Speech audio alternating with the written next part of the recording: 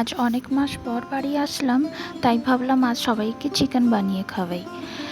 তো আজ চিকেনের রেসিপিটা দেখুন। আমাদের বাড়িতে এরকম অনেক ঝালটা একটু বেশি পছন্দ করে, তাই একটু ঝাল ঝাল করে আমি মাংসটা বানিয়েছি।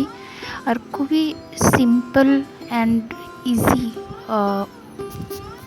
ওয়েতে।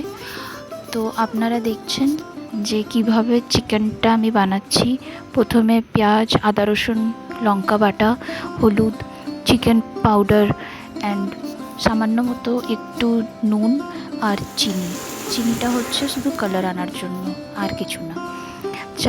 আর চিনি দিলে একটু স্বাদটা আরও ভালো হয়। তারপরে ম্যারিনেট করে রাখা চিকেনটা মিশিয়ে দিলাম।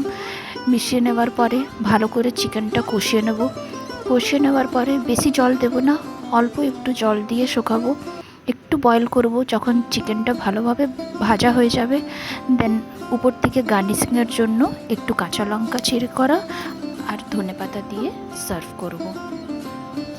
ব্যাস, চিকেন রেডি।